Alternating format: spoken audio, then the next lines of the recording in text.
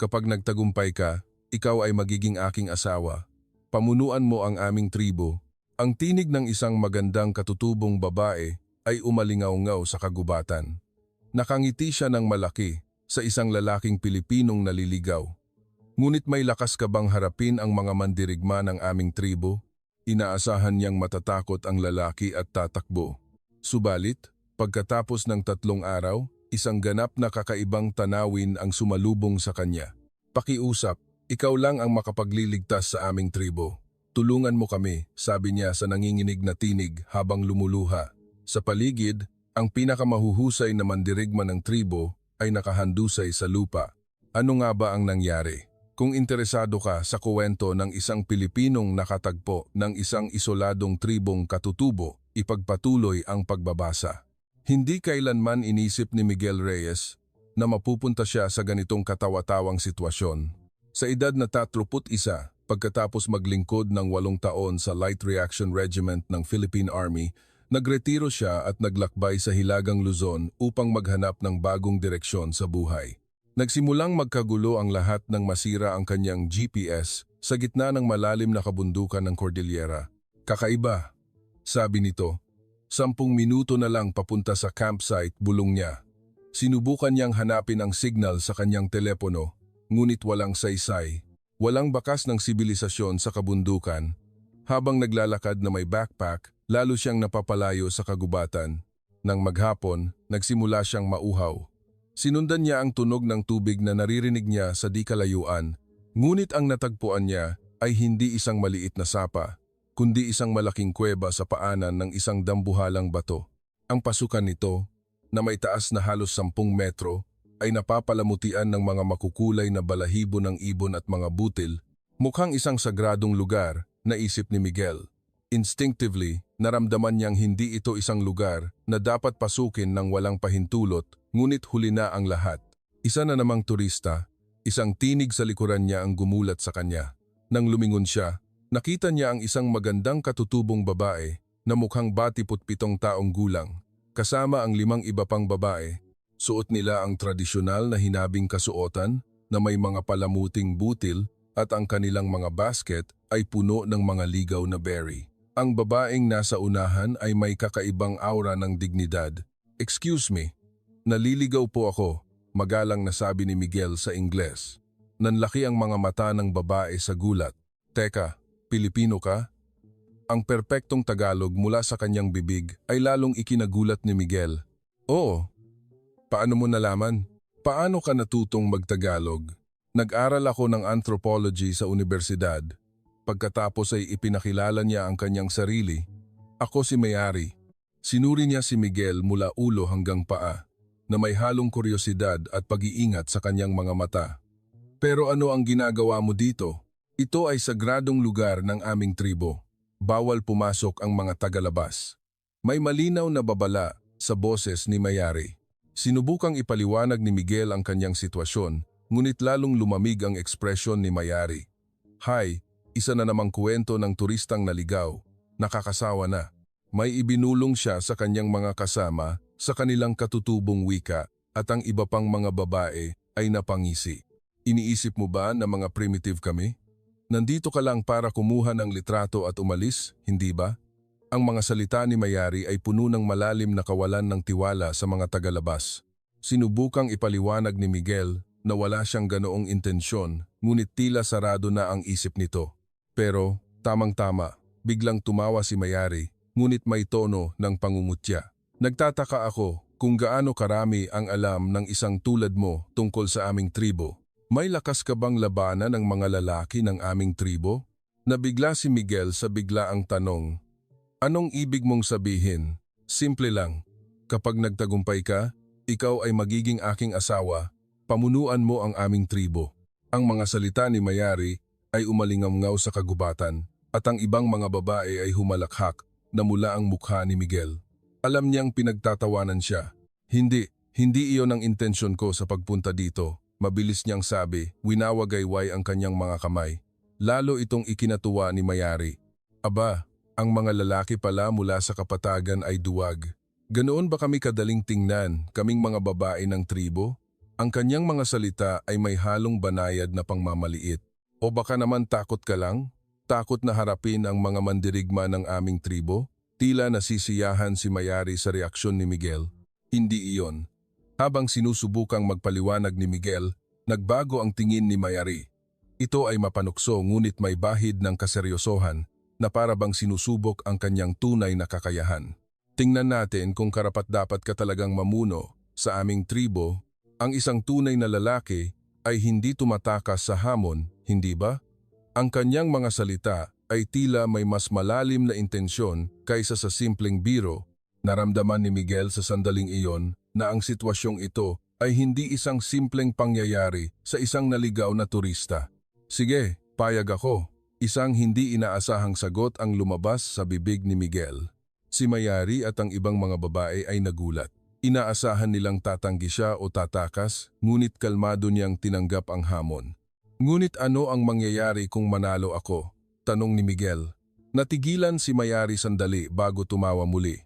Huwag kang mag-alala. Hindi iyon mangyayari. Wala pang tagalabas na nakatalo sa mga lalaki ng aming tribo. Sa likod ng kanyang kumpiyansang boses, may isang bahagyang panginginig na walang nakapansin. Habang dinadala si Miguel sa nayo ng tribo, puno ng kuryosidad ang mga mata ng mga tao. Ang mga bata ay sumusunod sa malayo, nagbubulungan, habang ang mga matatanda ay sumisilip mula sa kanilang mga bintana upang obserbahan ang kakaibang bisita. Ngunit karamihan sa mga tingin na iyon ay hindi pala kaibigan, lalo na ang mga mata ng mga matatandang lalaki ay may malinaw na pag-iingat. Isa na namang tagalabas na dumating para pagmasdan tayo, tila sinasabi ng kanilang malamig na tingin. Naramdaman ni Miguel na siya ang sentro ng atensyon na hindi niya nais. Pagdating sa gitna ng nayon, isang malaking pabilog na espasyo ang bumungad sa kanila. Ito ay may diametro na hindi bababa sa 30 metro. Sa gitna nito ay may isang malaking sigaan at sa paligid nito ay mga upuang troso na nakaayos sa mga bilog. Sa isang tingin, malalaman mong ito ang sagradong lugar kung saan ginagawa ang lahat ng mahahalagang desisyon ng tribo. Dinala ni Mayari si Miguel sa gitna ng espasyo at sinenyasan siyang maghintay. Ang kanyang ekspresyon ay seryoso na ngayon. Ang mapaglarong kilos na ipinakita niya sa gubat kanina ay ganap na nawala. Kailangan kong tawagin si Ina, sabi ni Mayari sa isa sa kanyang mga kasama na mabilis na tumakbo. Naramdaman ni Miguel ang kaba habang dumarami ang mga taong nagtitipon sa paligid ng espasyo. Halos lahat ng mga taga-nayon, bata at matanda, ay nagtitipon. Ano ang nangyayari? Habang nagtataka siya, isang babae na may maringal na tindig ang lumitaw mula sa karamihan, mukhang nasa kalagitnaan ng 60s at sa isang tingin, malinaw na siya ang may pinakamataas na katayuan sa lugar. Siya, si Apo Lakambini. Sa kanyang pagdating, biglang tumahimik ang buong lugar. Ang bulungan ng mga matatanda at ang ingay ng mga bata ay tumigil. Suot ni Apo Lakambini ang isang tradisyonal na kasuotan, pinalamutian ng mga balahibo ng agila na lalong nagpatingkad sa kanyang autoridad. Nang tumingin siya kay Miguel, naramdaman niya ang isang matinding tingin na tila tumatagos sa kanyang kaluluwa. Narinig kong isang tagalabas ang lumapastangan sa ating sagradong lugar. Ang boses ni Apo Lakambini ay mababa at solemne. Sinubukang magpaliwanag ni Miguel, ngunit itinaas ni Apo Lakambini ang kanyang kamay upang pigilan siya. Ang aming tribo ay may batas na ipinasa sa loob ng mahigit 1,000 taon. Kapag ang isang tagalabas ay tumuntong sa aming lupain ng walang pahintulot, mayroon lamang 2 landas. Kilalanin bilang isang mandirigma o palayasin magpakailanman. Tumango ang mga tao sa paligid. Naintindihan ni Miguel na hindi ito isang simpleng pananakot, kundi isang tunay na tradisyonal na batas ng tribo. Hindi ako makikinig sa mga dahilan, matigas na sabi ni Apo Lakambini at napilitang manahimik si Miguel.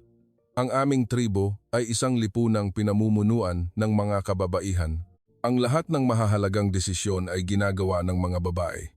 Ipinagpatuloy ni Apo Lakambini, lalo na ang pagpapasya sa kapalaran ng isang tagalabas ay aking tungkulin bilang pinuno ng tribo. Tumingin siya sa paligid upang kumpirmahin ang pagsang-ayon ng mga miyembro ng tribo. Mula ngayon, sasailalim ka sa 4 na pagsubok. Ang pagsubok ng pagtugis, pagpana, pakikipaglaban, at karunungan. Sa bawat pangalan ng pagsubok na binabanggit, may mga bulungan mula sa karamihan. Malinaw na alam ng lahat na hindi ito magiging madaling mga pagsubok. Lumapit si Mayari upang magbigay ng karagdagang paliwanag. Kung mapapasa mo ang lahat ng pagsubok, kikilalanin ka naming karapat-dapat na protektahan ang aming tribo. Pagkatapos noon, nag-alinlangan siya sandali bago ngumiti ng makahulugan. Maaari nating pag-isipan ang kasal. Nagulat ang mga tao sa paligid, lalo na ang mga kabataang lalaki ay nagpakita ng selos at pagtataka. Ang pagbanggit ni Mayari ng kasal sa isang tagalabas ay isang napakalaking bagay.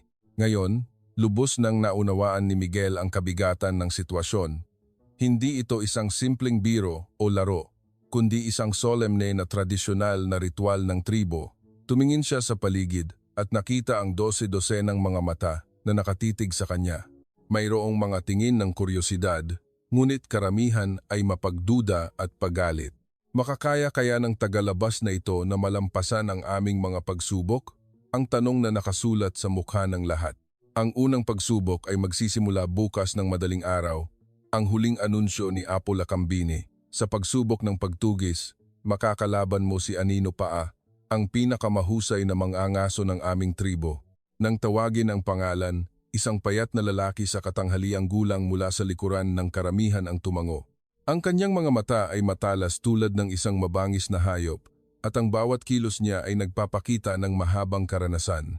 Hahanapin ninyo ang isa't isa sa kagubatan. Ito ay isang paligsahan upang mahanap ang kalaban bago sumikat ang araw. Kinabahan si Miguel sa paliwanag ni Apo Lacambini. Ngunit may mas malaking problema. Isang matandang lalaki na may puting buhok, isa sa mga elder ng tribo, ay nakatitig ng husto kay Miguel. Ang kanyang tingin ay iba sa iba. Tila may napansin siyang espesyal kay Miguel, isang matalas na obserbasyon. Ang binatang iyan, bulong ng matanda sa kanyang katabi, may kakaiba sa kanya, hindi siya mukhang ordinaryong tao. Ngunit ang kanyang mga salita ay nalunod sa bulungan ng karamihan at hindi umabot sa tainga ni Miguel.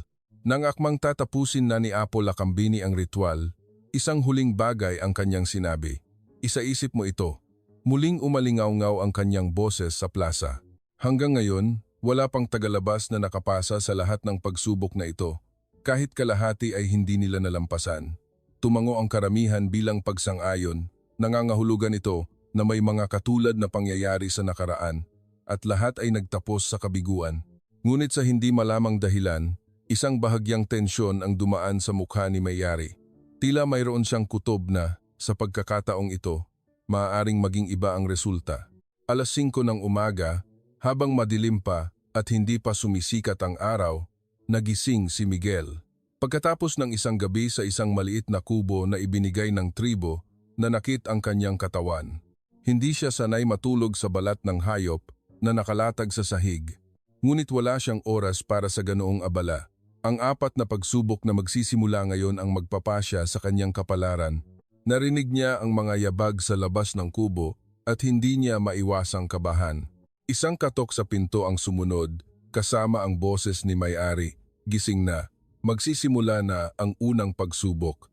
Ang kanyang boses ay may kaseryosohan na iba sa kahapon. Nang buksan ni Miguel ang pinto, nakita niya si Mayari na nakasuot ng tradisyonal na kasuotang pangangaso. Ang damit na gawa sa balat ay may kakaibang mga simbolo.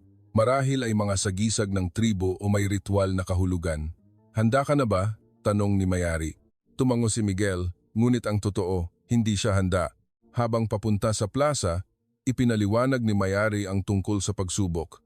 Ang pagtugis ay isa sa pinakamahalagang kasanayan sa aming tribo. Kailangan ito para sa pangangaso at pag-iwas sa kaaway. Ang kanyang mga salita ay naglalaman ng katiyakan na hindi ito isang simpleng laro. Si Anino Paa ay hindi pa natatalo sa loob ng 10 taon kahit ang pinakamahuhusay na batang mangangaso ng aming tribo ay hindi siya matalo. Habang nakikinig si Miguel, napagtanto niya kung gaano siya dehado. Pagdating sa plaza, marami ng tao ang nagtitipon. Kahit madaling araw pa, halos lahat ng taga-nayon ay naroon. Ang mga sulo ay nakasaksak sa paligid ng plaza, nagbibigay liwanag sa kadiliman na tila nagdaragdag sa dramatiko ng eksena. Si Apo Lacambini ay naghihintay sa gitna at sa tabi niya ay ang payat na lalaking nakita kahapon, si Anino Paa. Tumingin siya kay Miguel at bahagyang yumuko ng walang ekspresyon. Ang patakaran ay simple, simula ni Apo Lacambini. Pareho kayong papasok sa gubat at hahanapin ang isa't isa. Ang unang makahanap sa kalaban bago sumikat ang araw ang siyang mananalo. Huminto siya sandali at nagdagdag ng mahalagang paalala, ngunit bawal gumamit ng armas. Tanging kakayahan sa pagtugis ang gagamitin. Nakahinga ng maluwag si Miguel, iniisip na hindi naman pala ito laban ng buhay at kamatayan. Ngunit, iyon ay isang napaka-inosenteng pag-iisip. Unang pumasok sa gubat si Anino Paa. Ang kanyang mga kilos ay tahimik at maliksi, tulad ng isang anino. Habang pinapanood siyang maglaho sa kadiliman ng walang anumang ingay, kinilabutan si Miguel. Ngayon, ikaw na, sabi ni Apo Lacambini. Huminga ng malalim si Miguel at pumasok sa gubat. Sa likuran niya, narinig niya ang bulungan ng mga tao.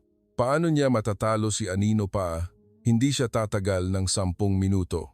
Ang gubat ay mas madilim kaysa sa inaasahan niya. Ang mga puno ay sobrang siksik kaya't kahit ang liwanag ng buwan ay hirap pumasok. Sa una, nataranta si Miguel, ngunit pinakalma niya ang kanyang sarili. Nagsimula siyang mag-obserba ng maingat sa kanyang paligid. Ang mga dahon sa ilalim ng kanyang paa, ang pagkakaayos ng mga sanga, ang direksyon ng hangin, lahat ay kanyang sinuri. Bigla niyang napagtanto na ang kanyang ginagawa ay isang bagay na natutunan niya mula sa kung saan, ngunit ayaw niyang alalahanin kung saan eksakto. Pagkaraan ng mga 20 minuto, may napansin siyang kakaiba. Ang mga bakas ng paa sa lupa ay masyadong regular. Tila isang pattern na sinadyang iwan para akitin siya. Isang patibong, bulong niya. Sa sandaling iyon, may narinig siyang mahinang kaluskos sa likuran niya. Ngunit hindi lumingon si Miguel. Sa halip, dahan-dahan siyang naglakad pasulong, pinakikinggan ang bawat tunog sa paligid. Naramdaman niyang sinusundan siya ni Anino Paa. Mula ngayon, ito ay isang labanan ng isipan kung sino ang may mas matinding pasensya. Biglang lumiko si Miguel. Sinimulan niyang balikan ang daan na kanyang tinahak. Tiyak na naghihintay si Anino Paa na mahulog siya sa patibong. Ngunit ang kilos ni Miguel ay hindi inaasahan. Eksakto niyang natatandaan ang daan na kanyang dinaanan at natagpuan pa niya ang mga bakas na iniwan ni Anino Paa. Isang maliit na hibla na sumabit sa sanga, isang bahagyang paglubog sa lupa, wala siyang pinalampas. Nagtaka siya kung saan nanggagaling ang ganitong antas ng obserbasyon. Eksaktong 30 minuto ang lumipas. Natagpuan ni Miguel si Anino Paa na hindi gumagalaw sa likod ng isang malaking bato. Naghihintay si Anino Paa na mahulog si Miguel sa patibong at nagulat nang marinig ang mga yabag na papalapit mula sa kanyang likuran. Paano? Isang salita ng paghanga ang lumabas sa bibig ni Anino Paa. Nagulat siya na nagawa siyang hanapin ni Miguel sa pamamagitan ng pag-reverse track sa kanya. Ito ay isang bagay na hindi pa nangyari sa kanya sa loob ng 20 taon. Tahimik na ngumiti si Miguel habang pinapanood si Anino Paa na itaas ang kanyang mga kamay bilang tanda ng pagsuko. Pagbalik sa plaza, naging eksplosibo ang reaksyon ng mga tao. Lahat ay hindi makapaniwala na natalo si Anino Paa. Natalo niya talaga si Anino Paa? Paano nangyari iyon? Bulungan ng karamihan. Lalo na ang mga kabataang lalaki ay may ekspresyon ng selos at pagkabigla. Ganoon din si Mayari. Tumingin siya kay Miguel, akmang may sasabihin ngunit napatahimik. Malinaw na nagulat siya sa hindi inaasahang resulta. Opisyal na inanunsyo ni Apo Lacambini ang resulta. Unang pagsubok, pasado. Simpleng mga salita, ngunit malaki ang kahulugan. Ngunit wala siyang oras para magdiwang. Kung gayon, sisimulan na natin ang pangalawang pagsubok. Muling kinabahan si Miguel. Hindi niya inaasahan na magkakasunod ang mga pagsubok. Pagsubok sa pagpana. Kailangan mong tamaan ang target na kahoy mula sa layong 100 metro ng 5 beses. Kailangan mong maipasok lahat para makapasa. Nanigas ang mukha ni Miguel sa paliwanag ni Apo Lacambini. Ang target para sa pagpana ay inilagay sa layong 100 metro. Ang bilog na target na iginuhit sa kahoy ay may diametro na mga 30 sentimetro. Nakikita ito ng mata, ngunit napakahirap tamaan ng wasto. Ang mga pana at palaso na dinala ng mga taga-tribo ay inilagay sa harap ni Miguel. Ito ay mga tradisyonal na kahoy na pana, ngunit mas mabigat kaysa sa inaasahan niya at nangangailangan ng malakas na hila, 5 sunod-sunod na tama. Bulong ni Miguel. Narinig niya ang mga mapanuyang tawa sa paligid. Ang kanyang unang palaso ay ganap na sumablay. Lumampas ito sa target at tumusok sa isang puno. Gaya ng inaasahan, bulungan ng pagkadismaya ang narinig mula sa karamihan. Ang pangalawa at pangatlong palaso ay ganoon din. Hindi man lang lumapit sa target at tumama sa kung saan-saan, tila nawalan na ng interes ang mga tao at nagsimulang magbulungan. Sinuwerte lang siya kanina. Aksidente lang siguro ang pagtugis. Hindi rin maitago ni Mayari ang kanyang pagkadismaya. Ngunit bago niya iputok ang ika-4 na palaso, biglang binago ni Miguel ang kanyang postura. Inayos niya ang posisyon ng kanyang mga paa at ang paraan ng paghawak sa pana. Huminga siya ng malalim at dahan-dahang hinila ang tali. Biglang tumalas ang kanyang mga mata. Tila may isang bagay na matagal nang natutulog sa loob niya ang nagising. Ang ika-4 na palaso ay lumipad at tumama sa mismong gitna ng target. Isang "oh" ng paghanga ang narinig mula sa karamihan. Ang ika-5 palaso ay ganoon din. Eksakto itong tumama sa gitna, katabi ng ika-4 na palaso. Ngayon, ang plaza ay ganap na tahimik. Lahat ay nakatingin kay Miguel na may ekspresyon ng hindi makapaniwala. Saan mo yan natutunan? Tanong ng isang batang mandirigma. Naglalaro rin ba kayo ng pana sa inyo? Nagtipo ng iba, puno ng kuryosidad. Nag-alinlangan sandali si Miguel bago sumagot ng malabo. Natuto ako ng kaunti noon. Ngunit isang alaala na gusto niyang itago ang dumaan sa kanyang mga mata. Lumapit si Mayari kay Miguel. Ang kanyang ekspresyon ay ganap na iba na. Ang mapanuksong ngiti ay nawala, pinalitan ng isang seryoso at mausisang tingin. Sigurado ka bang ordinaryong turista ka lang? May halong pagdududa ang kanyang tanong.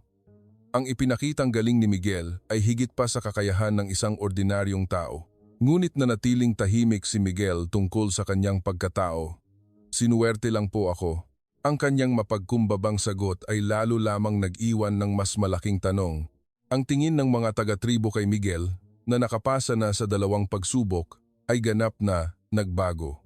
Ang dating pangungutya at pagwawalang bahala ay napalitan ng isang komplikadong damdamin ng kuryosidad at pag-iingat.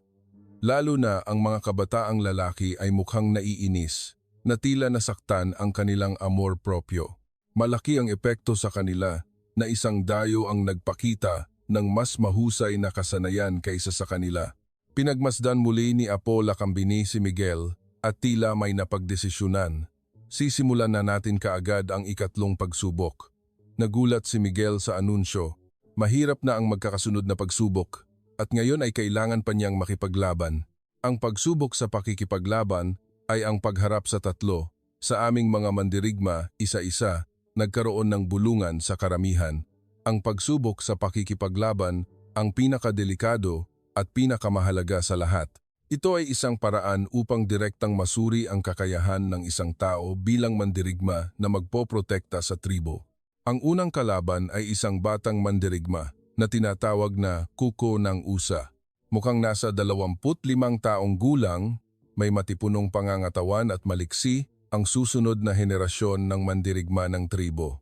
Tulad ng kanyang pangalan, kilala siya sa kanyang bilis at agresibong estilo. Ngumiti si Kuko ng Usa nang may kumpiyansa kay Miguel. Sinuwerte ka lang kanina, iba ang labanan. Sumang-ayon ang mga kabataang nakapaligid sa kanya.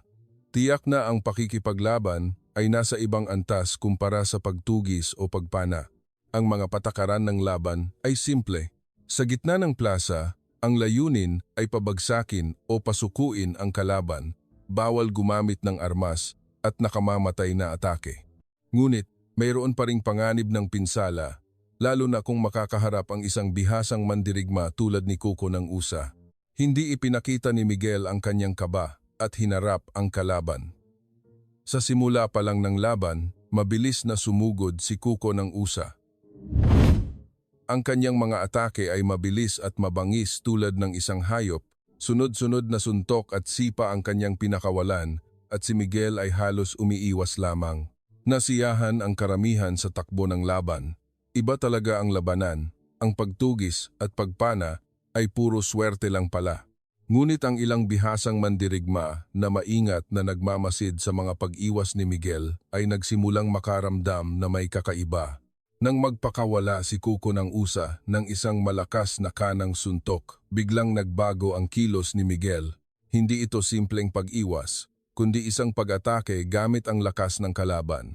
Ginamit niya ang isang paa bilang fulcrum, umikot at nagpakawala ng isang tumpak na roundhouse kick gamit ang kanyang kaliwang paa. Eksakto itong tumama sa tagiliran ni Kuko ng usa na nawalan ng balanse at bumagsak sa lupa. Ang lahat ay nangyari sa loob lamang ng ilang segundo. Biglang tumahimik ang plaza.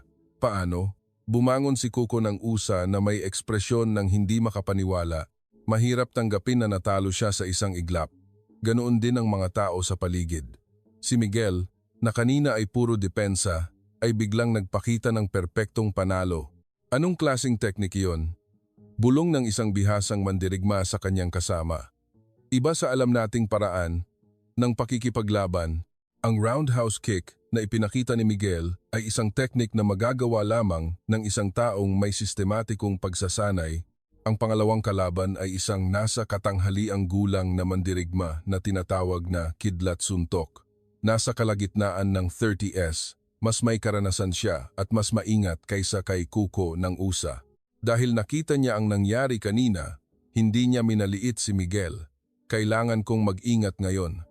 Dahan-dahang pinagmasdan ni Kidlat Suntok ang kanyang kalaban, sinusukat ang distansya. Tulad ng kanyang pangalan, mabilis ang kanyang mga suntok, ngunit hindi siya basta-basta sumusugod. Naramdaman din ni Miguel ang pag-iingat ng kalaban at kinabahan. Ang dalawa ay gumalaw sa isang bilog, pinapakiramdaman ng isa't isa. Unang nagpakawala ng jab si Kidlat Suntok na iniwasan ni Miguel. Sunod-sunod na low kick at hook ang sumunod. Ngunit lahat ay nasangga ni Miguel. Ngunit ang kanyang mga depensa ay unti-unting nagiging mas pino.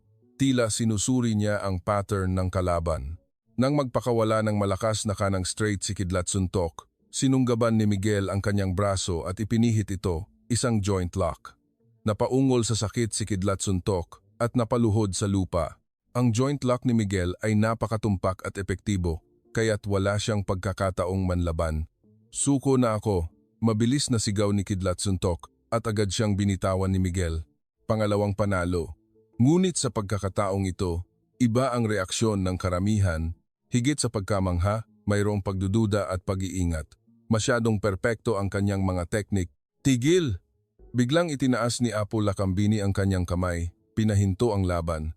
Tila kailangan niyang gumawa ng isang mahalagang desisyon bago lumabas ang ikatlong kalaban. Kailangan ng isang agarang pulong kasama ang mga kababaihang elder. Nagbulungan ang karamihan sa kanyang anunsyo. Ito ay isang pambihirang pangyayari. Ang pagtawag ng pulong sa gitna ng pagsubok ay nangangahulugang mayroong seryosong problema. Pumasok si Apo Lakambini, Mayari, at ang iba pang kababaihang elder sa isang maliit na kubo. Bawal pumasok ang mga lalaki at naiwan si Miguel mag-isa sa plaza. Pinagmasdan siya ng mga tao mula sa malayo, nagbubulungan. Ang lalaking iyan, imposibleng magawa ng isang ordinaryong tao ang mga teknik na iyon. Baka niloloko niya tayo. Ang mga mapanuring tingin ay nakatuon kay Miguel. Nagsimula siyang makaramdam ng hindi komportable. Sa loob ng kubo, isang mainit na debate ang nagaganap. Kakaiba ito, Ina, sabi ni Mayari kay Apo Lakambini. Sinabi niyang ordinaryong turista lang siya. Ngunit paanong ang isang taong may ganoong kakayahan ay maliligaw sa gubat? Tumango ang ibang mga elder. Ang pagtugis ay maaaring mangyari, ngunit ang mga kasanayan sa pakikipaglaban ay nasa ibang antas. Lalo na ang joint lock. Imposible iyon nang walang propesyonal na pagsasanay. Ang pagdududa ay unti-unting nagiging katiyakan. Huminga ng malalim si Apo Lakambini. Ang taong iyan ay isang mandirigma at isang napakahusay. Kinabahan ang lahat ng kababaihan sa kanyang sinabi. Ang tanong ay, bakit niya itinatago ang kanyang tunay na pagkatao? Kung simpleng turista lang siya, walang dahilan para gawin iyon. Isang komplikadong emosyon ang dumaan sa mukha ni Mayari. Pagsisisi sa kanyang paunang pangmamaliit at pangungutya. at galit dahil sa pakiramdam na naloko siya. Samantala, si Miguel na naiwan mag-isa sa plaza ay lumapit sa mga bata upang iwasan ang hindi komportableng sitwasyon. Sa una, nag-iingat ang mga bata, ngunit nang ngumiti si Miguel, agad silang lumapit. "Kuya, ang lakas mo," sabi ng isang bata. Nagniningning ang mga mata. Kahit si kuya ko, hindi natalo si Kuya Coco ng usa. Gumaan ang pakiramdam ni Miguel sa tapat na reaksyon ng mga bata. Isa sa mga bata ang naglabas ng isang board game. "Kuya, marunong ka ba nito?" Nang makita ni Miguel ang mga sigay at ang tabla, nanlaki ang kanyang mga mata. "Teka, mayroon din kaming ganitong laro sa amin." Nagtaka ang mga bata. "Talaga? Paano nagkaroon ng parehong laro?" Sungka ang tawag dito. Ipinaliwanag ni Miguel ang mga patakaran na halos kapareho. Ang mga matatandang nakapaligid ay lumapit din, interesado sa kakaibang pagkakataon, kahanga-hanga. Paano nagkaroon ng parehong laro sa magkakalayong lugar? Dagdag pa ng isang matanda. Ganoon din sa isa pang laro ng estratehiya. "Narinig ko na mayroon din kayong katulad niyan sa kapatagan." Lalo nang nagtaka si Miguel. Mahirap ipaliwanag bilang isang simpleng pagkakataon ang pagkakaroon ng napakaraming pagkakatulad, ngunit ang masayang sandali ay panandalian lamang. Nang makita ni Miguel na lumalabas na ang mga kababaihang elder mula sa kubo, hindi niya maiwasang kabahan muli. Ang kanilang mga ekspresyon ay seryoso, lalo na ang mga mata ni May-ari ay may kakaibang talas, na tila natuklasan na ang kanyang tunay na pagkatao. Ganoon din si Apo Lacambini. Ang kanyang tingin kay Miguel ay hindi na simpleng kuryosidad, kundi puno ng pag-iingat at intensyon na magtanong. "Bago natin ipagpatuloy ang pagsubok, may isang bagay kaming kailangang kumpirmahin." Ang boses ni Apo Lacambini ay mas malamig kaysa dati. Naramdaman ni Miguel na nasa isang kritikal na sangangdaan siya. Ang pagkabalisa na malapit ng mabunyag ang kanyang pagkatao ay bumalot sa kanya. Lumapit si Mayari at nagtanong ng matalas, "Sigurado ka bang naligaw na turista ka lang talaga?" Ang matalas na tanong ni Mayari ay umalingaw-ngaw sa plaza at lahat ng tingin ay natuon kay Miguel. Natigilan siya. Ang kanyang pagkatao na matagal niyang itinago ay nasa bingit ng pagkakabunyag, ngunit wala ng atrasan. Ang mga mata ng tribo ay puno na ng pagdududa at pag-iingat, hindi na kuryosidad. "Isa lang po akong ordinaryong manlalakbay." Walang gaanong bigat ang sagot ni Miguel. Ang kanyang ipinakitang galing ay masyadong propesyonal. Lumapit si Apo Lacambini. "Tigilan mo na ang pagsisinungaling. Ang mga teknik na ipinakita mo ay hindi kayang gawin ng isang ordinaryong tao." May katiyakan sa kanyang boses. Ang kanyang mahabang karanasan ay nagbigay sa kanya ng kutob tungkol sa pagkatao ni Miguel, lalo na ang mga joint lock. Imposible iyon kung walang pagsasanay militar. Tumango ang mga tao sa paligid, sumasang-ayon sa hatol ni Apo Lacambini.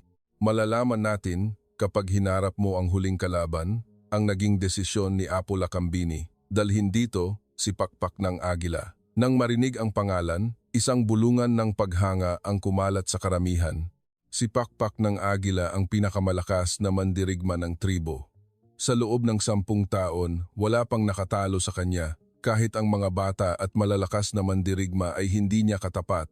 Kung si Miguel ay isang ordinaryong turista, malalaman ang katotohanan sa kanilang paghaharap. Nang lumitaw si Pakpak ng Agila, ganap na nagbago ang kapaligiran sa plaza. Nasa huling bahagi ng kanyang 30s, malaki siya at maskulado. Ngunit ang pinakakapansin-pansin ay ang kanyang mga mata. Matalas at nakatuon, tulad ng isang tunay na agila. Tiningnan niya si Miguel at tumango ng walang ekspresyon. "Interesante, mukhang matagal-tagal na rin mula nang makaharap ako ng isang tunay na kalaban." Puno ng kumpiyansa ang kanyang mga salita na sinusuportahan ng kanyang mga nakaraang tagumpay. Nang magsimula ang laban, nagpakita si Pakpak ng Agila ng ibang paraan ng pag-atake. Hindi siya padalos-dalos na sumugod, bagkus ay dahan-dahang lumapit. Ang kanyang mga kilos ay matiyaga at tumpak, tulad ng isang agila na nag-aabang sa kanyang biktima. Naramdaman ni Miguel ang kakayahan ng kanyang kalaban at hindi maiwasang kabahan. Sa isang tingin pa lang, alam niyang siya ang pinakamapanganib na kalaban na kanyang hinarap. Sa unang sagupaan, nagsimulang umatras si Miguel. Ang mga atake ni Pakpak ng Agila ay malakas ngunit pino. Sunod-sunod na suntok at sipa ang pinakawalan at hirap na hirap si Miguel sa pag-iwas. Ilang beses siyang nadaplisan at naramdaman ang panganib na masaktan, nasiyahan ang karamihan sa takbo ng laban. Iyan si Pakpak ng Agila. Ngayon, malalaman na natin ang tunay na pagkatao ng dayong iyan. Si Mayari ay nanonood na may komplikadong ekspresyon. Nang magpakawala ng malakas na sunod-sunod na atake si Pakpak ng Agila, halos hindi ito masangga ni Miguel. Dahil sa lakas, napaatras siya ng ilang hakbang. Ito na ang katapusan. Sumugod si Pakpak ng Agila para sa huling atake. Nang papalapit na ang kanyang kanang kamao sa mukha ni Miguel, kusang kumilos ang kanyang katawan. Walang oras para mag-isip, ang katawan niya ang unang kumilos. Inilihis niya ang suntok habang sabay na gumaganti. Sa sandaling iyon, ganap na nagbago ang kilos ni Miguel. Isang antas ng teknik na hindi pa niya naipapakita ang sumabog. Malapitang pag-atake gamit ang siko, pagtama gamit ang tuhod, at mga pamamaraan sa paa upang sirain ang balanse ng kalaban, lahat ay magkakasunod. Ito ay CQC o Close Quarters Combat, ang pinakamataas na antas ng pakikipaglaban na itinuturo sa militar. Walang pagkakataon si Pakpak ng Agila na makasabay sa biglaang pagbabago at nagsimulang makatanggap ng sunod-sunod na atake. Ang mga atake ni Miguel ay tumpak at nakamamatay. Sunod-sunod na tama sa mga vital points ng kalaban. Sinubukan ni Pakpak ng Agila na gumanti, ngunit perpektong nasangga ni Miguel ang kanyang mga atake habang sabay na nagpapakawala ng counter. Hindi na ito labanan, kundi isang ganap na pagkontrol. Sa loob lamang ng ilang minuto, ang pinakamahusay na mandirigma ng tribo ay ganap na nadaig. Ang plaza ay tahimik na parang patay. Walang sinuman ang inaasahan ang ganitong resulta. Sa huling sandali, nang magpakawala si Miguel ng isang tumpak na tama sa leeg ni Pakpak ng Agila, nawalan ito ng malay at bumagsak sa lupa. Isang perpektong tagumpay, ngunit ang tagumpay na iyon ay masyadong mabilis at propesyonal na nagdulot ng takot. Ang mga teknik na ipinakita ni Miguel ay malinaw na mula sa isang taong sumailalim sa pagsasanay militar. Lahat ng mga taga-tribo ay nabigla at hindi makapagsalita. Sino ka ba talaga? Umalingaw-ngaw ang boses ni Apo Lakambini sa plaza. Wala nang maitatago o maikakaila. Ang lahat ng tingin ay nakatuon kay Miguel at ang kanilang mga mata ay may halong pagkamangha at takot. Huminga ng malalim si Miguel. Tila oras na para aminin ang nakaraan na pilit niyang itinatago. Ako po ay dating miyembro ng Light Reaction Regiment ng Philippine Army. Nang marinig ang kanyang pag-amin, biglang tumahimik ang lahat. Isang Special Forces operative, nanginginig ang boses ni Mayari, hindi makapaniwala. Ang taong kanyang minaliit at pinagtawanan ay mula pala sa pinakamahusay na unit ng Pilipinas. Nagulat siya. Naglingkod po ako ng 8 taon at doon ko natutunan ang survival at combat skills, dagdag ni Miguel. Ganap na nagbago ang ekspresyon ng mga taga-tribo. Hindi na ito pagdududa, kundi paghanga. May kaunti silang alam tungkol sa kung ano ang Special Forces ng Pilipinas. Muling pinagmasdan ni Apo Lakambini si Miguel. Kung gayon, nagsinungaling ka mula sa simula. Hindi ka isang ordinaryong turista, kundi isang propesyonal na mandirigma. May halong pakiramdam ng pagkakanulo at paggalang sa kanyang mga salita. Masyadong kahanga-hanga ang ipinakitang galing ni Miguel. Bakit mo itinago? Kung sinabi mo lang ang totoo mula sa simula, hindi mo na sana kailangang dumaan sa mga pagsubok na ito. Ngumiti ng mapait si Miguel sa tanong ni Apo Lakambini. Gusto ko lang pong maglakbay ng normal. Simple ngunit taos-puso ang sagot ni Miguel. Pagkatapos kong magretiro, naging pabigat sa akin ang tingin ng mga tao dahil sa pagiging Special Forces operative ko. Gusto ko sanang maranasan, kahit minsan lang, na tratuhin bilang isang ordinaryong tao. Tumango ang mga taga-tribo sa kanyang tapat na pag-amin. Nauunawaan nila ang kalungkutan at bigat na nararamdaman ng isang taong may pambihirang kakayahan. Nagbago rin ang ekspresyon ni Mayari. Ganap na nagbago ang kapaligiran sa plaza. Ang dating pangungutya at pagwawalang bahala ay nawala, pinalitan ng paggalang at paghanga. Ang mga batang mandirigma ay humanga kay Miguel, kaya pala, isang Special Forces operative. Sa galing mong iyan, Tiyak na mapoprotektahan mo ang aming tribo. Maging ang mga bata ay tumingin kay Miguel na parang isang bayani. Ngunit para kay Miguel, ang atensyon na ito ay isang pabigat. Dahan-dahang lumapit si Mayari kay Miguel. Ang kanyang mukha ay puno ng hiya at pagsisisi. Patawad sa aking kawalang galang. Taos puso ang kanyang paghingi ng tawad. Minaliit at pinagtawanan kita mula sa simula. Pero mas dakila ka pa pala sa akin. Umiling si Miguel. Hindi. Ako rin naman ay hindi naging tapat mula sa simula. Ganap na nagbago ang tensyon sa pagitan nila. Ngayon, mayroong paggalang at pag-unawa sa isa't isa. Nagbigay ng huling anunsyo si Apola Cambini. Nalampasan mo ang lahat ng pagsubok. Ngayon, karapat-dapat ka nang kilalanin bilang isang mandirigma ng aming tribo. Naghiyawan ang mga tao. Ngunit komplikado ang ekspresyon ni Miguel. Hindi simpleng pagkilala ang kanyang hinahanap. Nais pa rin niyang mamuhay bilang isang ordinaryong tao. Ngunit ngayong nabunyag na ang kanyang pagkatao, mukhang mahirap nang bumalik sa dati. Pinalibutan ng mga taga-tribo si Miguel upang batiin siya. Lalo na ang mga batang mandirigma ay gustong matuto pa mula sa kanya. Ano ang pagsasanay sa Special Forces? Marunong ka pa ba ng ibang uri ng pakikipaglaban? Sunod-sunod ang mga tanong, ngunit hindi pa rin komportable si Miguel. Tila tapos na ang kanyang pinapangarap na ordinaryong paglalakbay.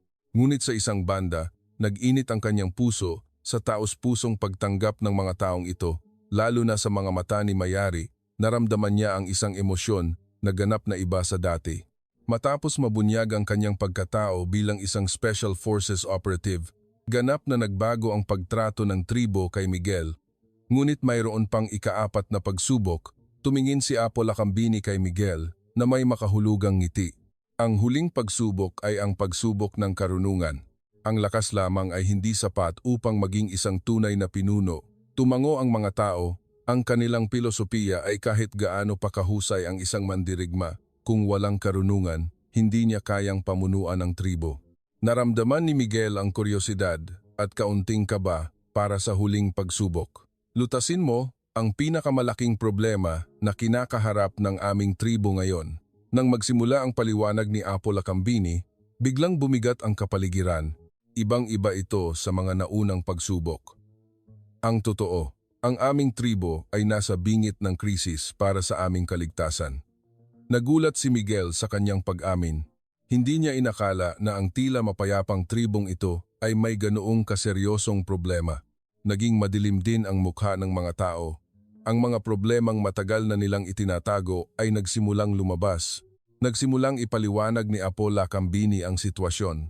Isang malaking kumpanya ng konstruksyon sa rehiyong ito ang nagpaplanong magtayo ng isang resort malapit sa aming sagradong lupain. Nakakuha na sila ng permiso mula sa gobyerno. May malalim na desperasyon sa kanyang boses. Ang sagradong lupain ng tribo ay hindi lamang isang piraso ng lupa, kundi konektado sa kanilang pagkakakilanlan.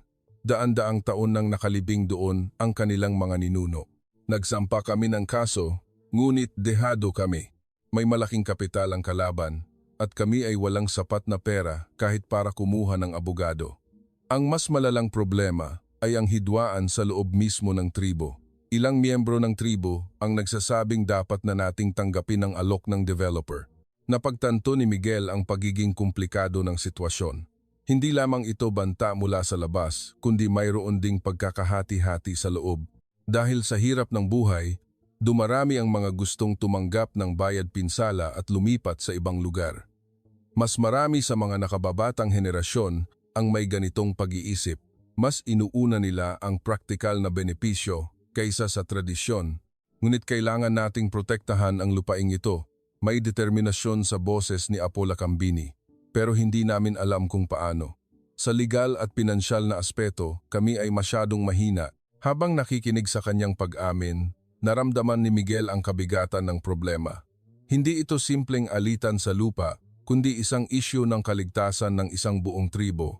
Lahat ng mga taga-tribo ay naghihintay sa reaksyon ni Miguel, nagtataka kung anong solusyon ang kanyang ibibigay. Sandaling nag-isip si Miguel, mas komplikado ang problema kaysa sa inaasahan niya. Legal na alitan, panggigipit sa ekonomiya, at panloob na hidwaan, lahat ay magkakaugnay. Ngunit sinimulan niyang suriin ang sitwasyon isa-isa. Una, kailangan nating suriin kung ang permiso na nakuha ng developer mula sa gobyerno ay tunay na legal. Nagkaroon ng interes si Apo Lacambini at ang mga elder sa kanyang unang mungkahi. Ang pag-develop sa isang sagradong lugar sa loob ng isang ancestral domain ay nangangailangan ng espesyal na proseso. Duda ako kung sinunod nila iyon ng maayos. May kumpiyansa sa mga salita ni Miguel at ang problema sa panloob na hidwaan. Malulutas iyan sa pamamagitan ng pag-aalok ng isang alternatibong pangkabuhayan. Patuloy ni Miguel, may paraan para kumita mula sa turismo habang pinoprotektahan ang sagradong lupain. Mga cultural immersion programs, pagbebenta ng tradisyonal na sining, ecotourism, ang kanyang mga mungkahi ay konkreto at makatotohanan. Lalong naging interesado ang mga tao. Ang pinakamahalaga ay gamitin ang media.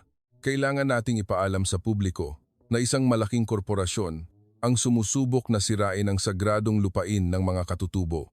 Humanga ang mga tao sa malinaw na solusyon ni Miguel, kahanga-hangang pananaw. Hindi namin naisip ang mga paraang ito, lalo na ang mga nakababatang henerasyon ay nagpakita ng malaking interes. Naramdaman nila ang pag-asa sa posibilidad na mapanatili ang tradisyon habang kumikita. Nasiyahan din si Apo Lacambini. Tunay na isang matalinong tao, sapat na ito upang maipasa ang pagsubok ng karunungan.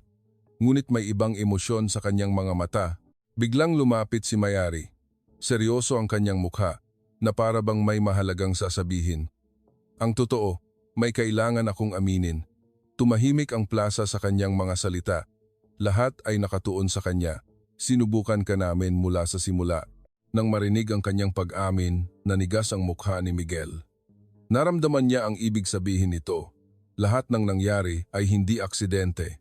Ano ang ibig mong sabihin? Ipaliwanag mo. May halong pagkalito at kaunting galit sa boses ni Miguel. Nagsimulang magtapat si Mayari na may ekspresyon ng pagkakasala. Ilang buwan na, kaming naghahanap ng isang eksperto na makakatulong sa amin sa problemang ito. Ngunit wala kaming koneksyon o pera.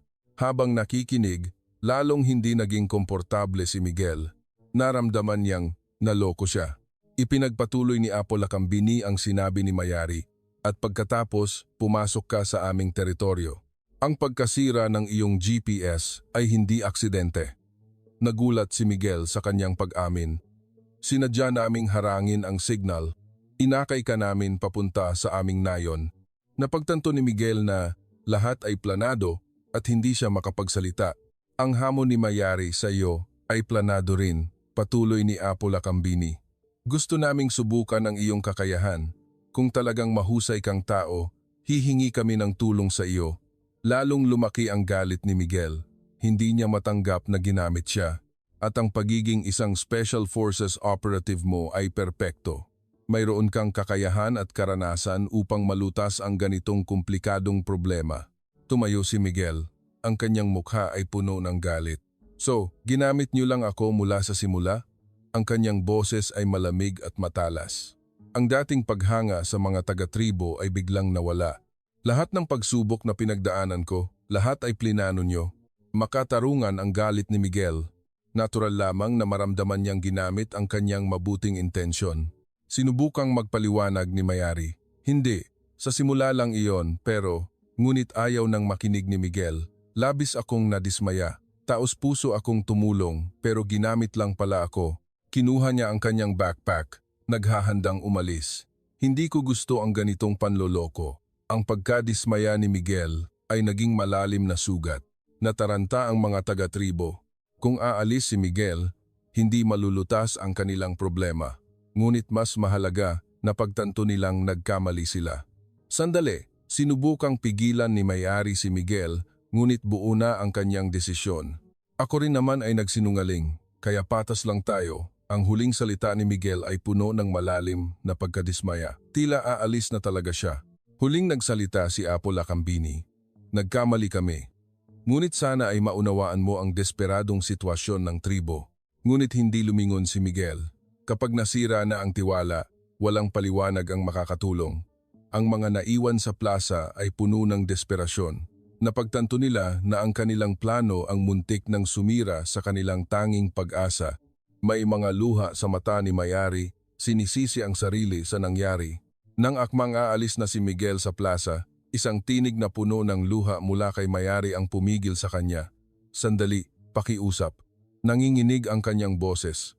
Ibang-iba sa kumpiyansa at tapang na ipinakita niya kanina. Wala rin kaming ibang pagpipilian. May malalim na desperasyon sa pag-amin ni Mayari. Huminto si Miguel, ngunit hindi pa rin lumingon. Hindi pa humuhupa ang kanyang galit, ngunit tila may ibang kuwento sa likod ng desperadong boses ni Mayari. Sa nanginginig na tinig, nagsimulang ikuwento ni Mayari ang kanyang nakaraan. 5 taon na ang nakalilipas, may katulad na nangyari. Isang abogado mula sa kapatagan ang dumating para tulungan kami. Naging madilim ang mukha ng mga taga-tribo.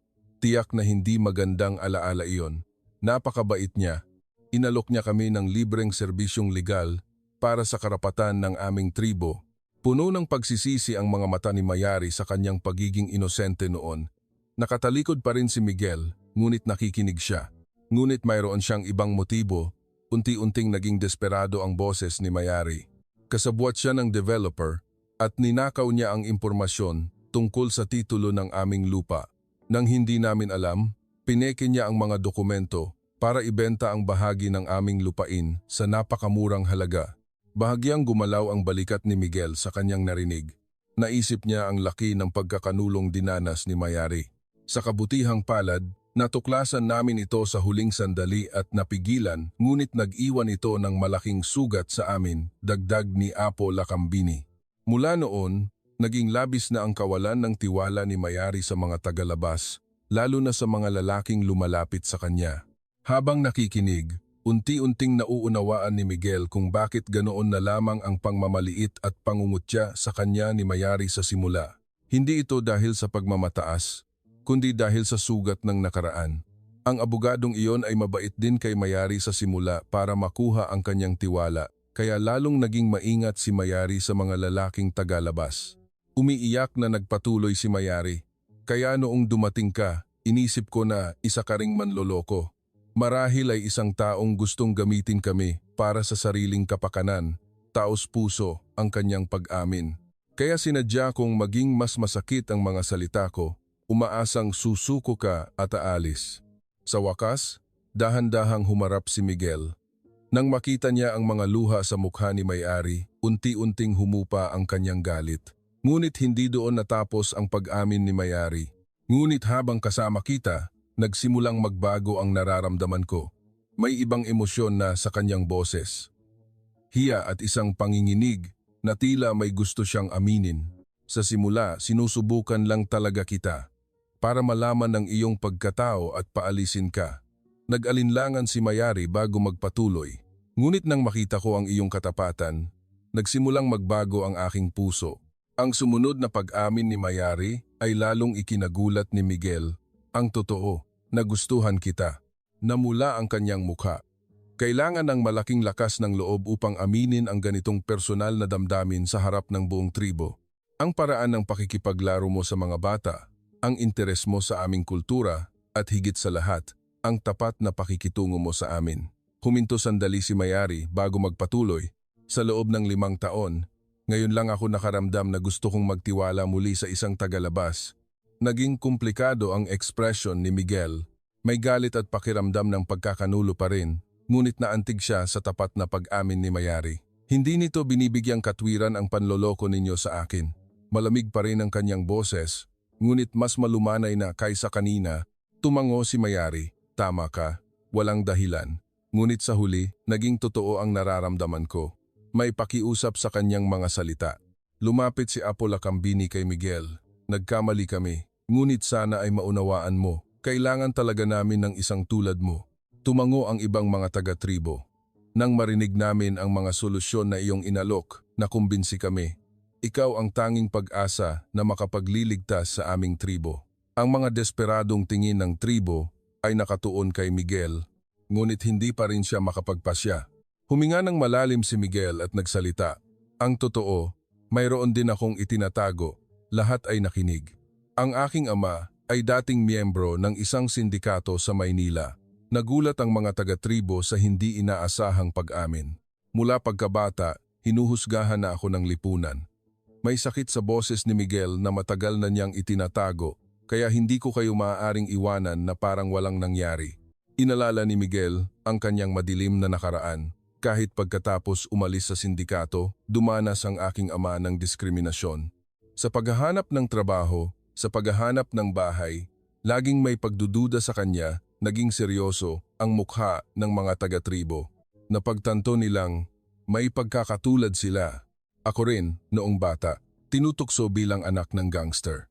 Alam na alam ko ang pakiramdam na minamaliit dahil sa iyong pinagmulan kahit wala kang ginagawang masama. Kaya ako naging Special Forces para kilalanin ng lipunan. Patuloy ang pag-amin ni Miguel. Gusto kong magkaroon ng kakayahan na hindi kayang maliitin ng sinuman. Ngunit kahit pagkatapos kong magretiro, mayroon pa ring pakiramdam ng kawalan. Nagbago ang tingin ni Mayari. Naunawaan niyang, si Miguel ay isang tao ring may sariling sugat. Kaya ako naglakbay para hanapin kung sino talaga ako at kung ano ang gusto ko. Tumingin si Miguel kay Mayari. Nang marinig ko ang inyong kuwento, naalala ko ang aking ama. Kung gaano siya kahirap lumaban para protektahan ang kanyang pagkakakilanlan at tahanan, may malalim na pakikiramay sa kanyang boses. Ang pakiramdam na minamaliit at dinidiskrimina ng hindi mo kagustuhan, alam na alam ko yan. Kaya hindi ko kayo maaaring basta na lang iwanan.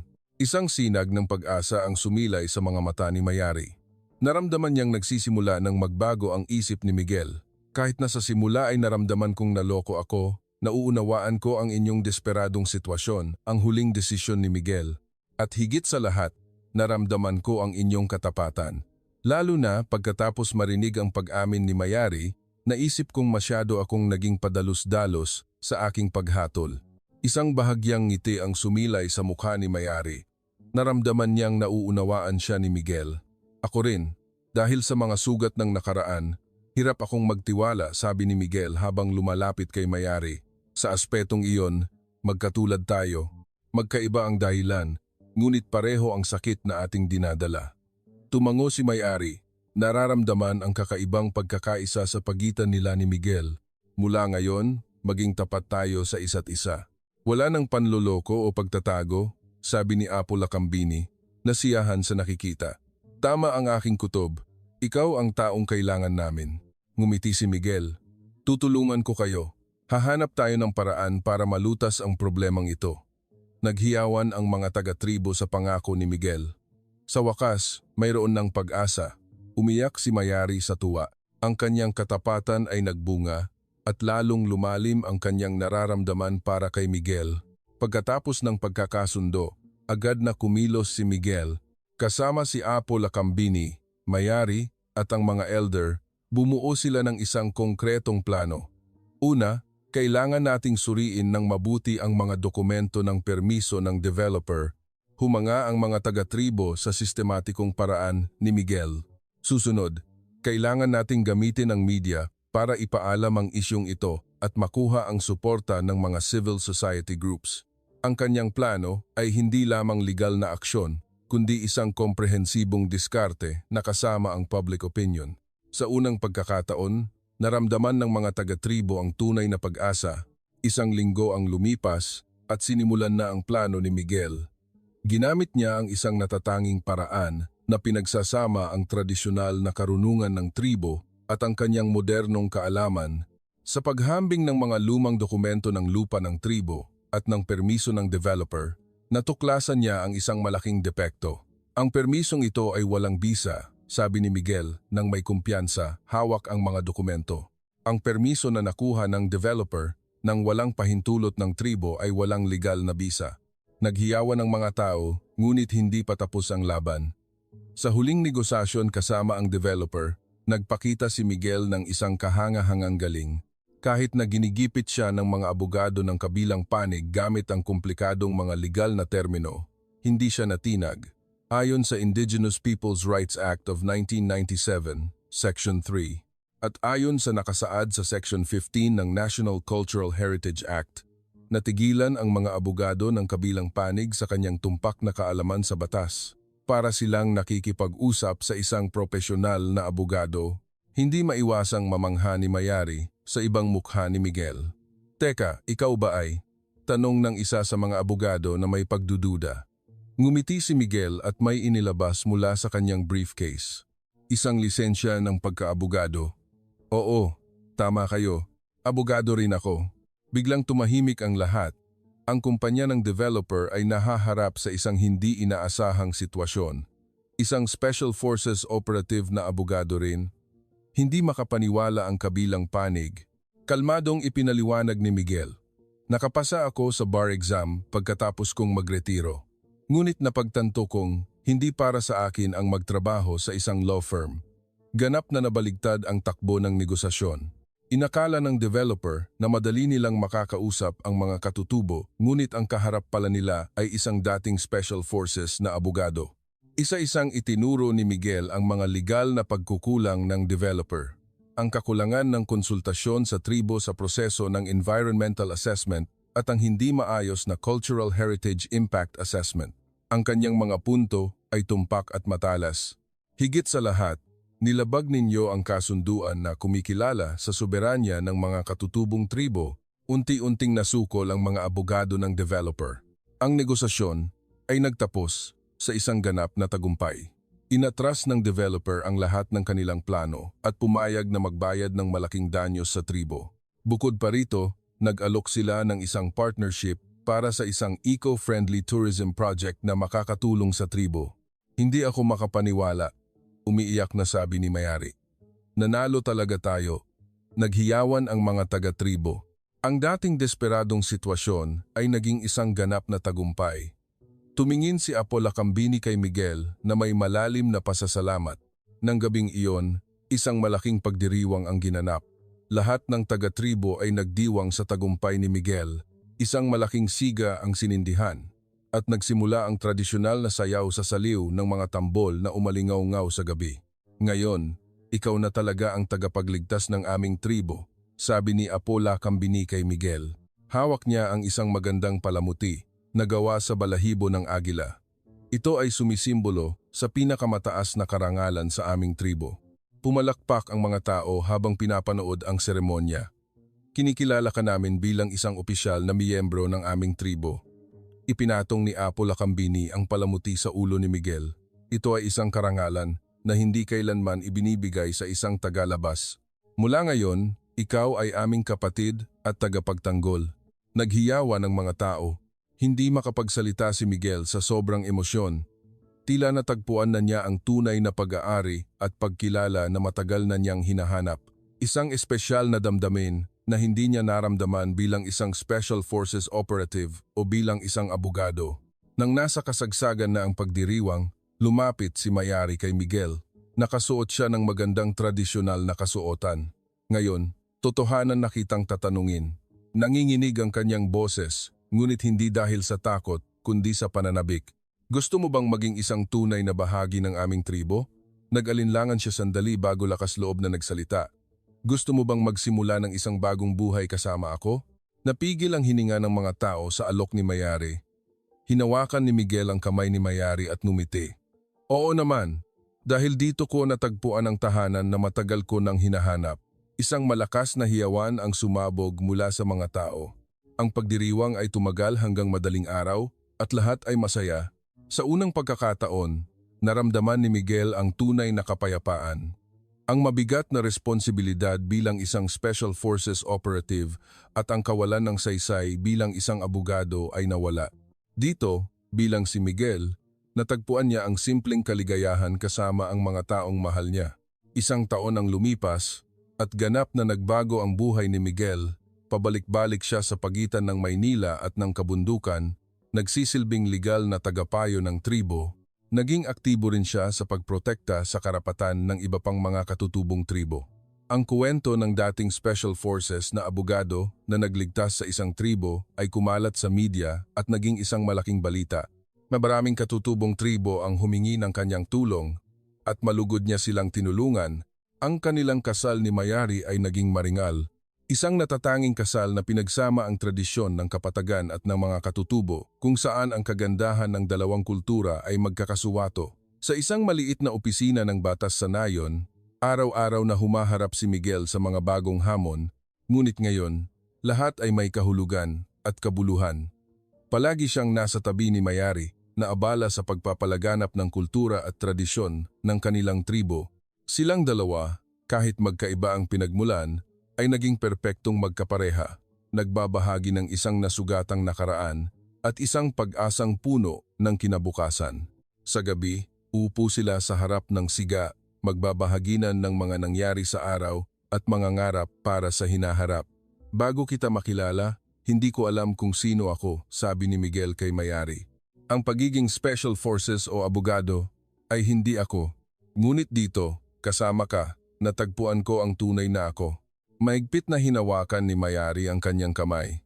Ganoon din ako, dahil sa iyo, natuto akong magtiwala muli. Habang nakikinig sa kanilang usapan, ngumiti si Apo Lacambini. Masaya siyang ang kanyang plano ay nagdulot ng kaligayahan sa lahat. Ngayon, si Miguel ay may 3 pagkakakilanlan, isang Special Forces Operative ng Pilipinas, isang abogado, at isang miyembro ng tribong Ifugao. Ngunit ang pinakamahalaga sa lahat ay ang pagiging asawa ni Mayari.